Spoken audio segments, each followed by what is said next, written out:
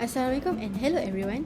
Today, we will present our findings on the Public Transport User Satisfaction Survey in Malaysia prepared by Group N5BA1114A. The purpose of this survey was to evaluate users' experiences, satisfaction levels and challenges when using Malaysia's public transport. We gathered responses from people of different ages, genders and job sectors. This includes users of buses, LRT, MRT, KTM, monorail, Grab and also air transport like Malaysia Airlines and AZHAR. These services are regulated by agencies such as the Ministry of Transport, MOHD, APAT and Prasarana to ensure safety and quality.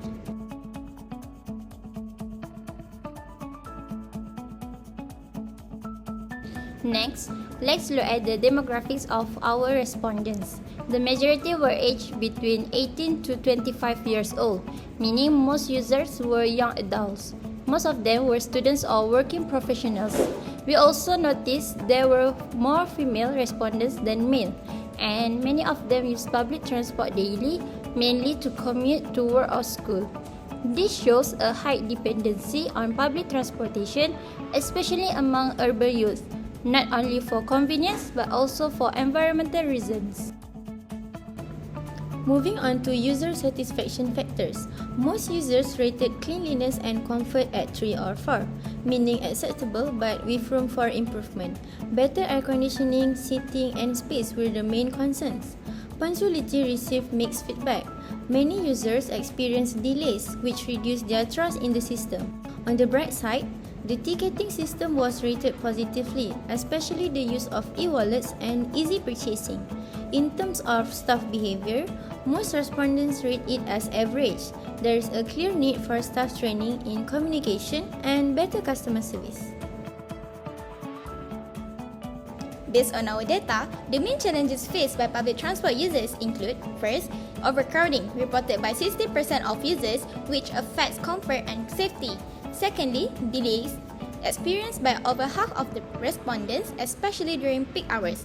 Thirdly, poor connectivity, especially in rural areas or when changing between lines. And the last one, high cost, though this was the least reported issue.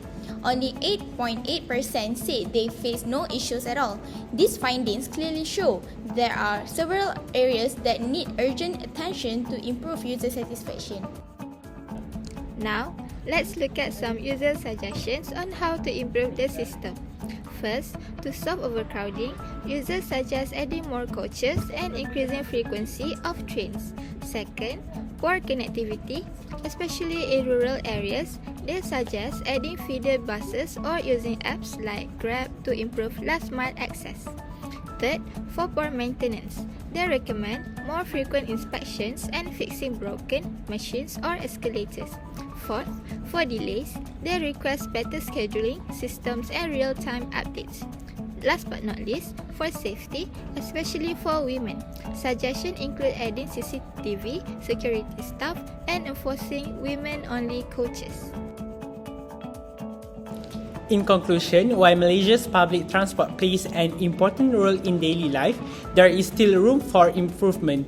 The Ministry of Transport should seriously consider user feedback and focus on areas such as punctuality, comfort, safety, and reliable schedules. We also recommend expanding MRT, LRT, and KTM lines, especially to rural areas, and taking inspiration from countries like Singapore and China, where transport is efficient and user-friendly. With proper planning and consistent upgrades, Malaysia can achieve a world-class public transport system that supports the economy and improve quality of life. Thank you.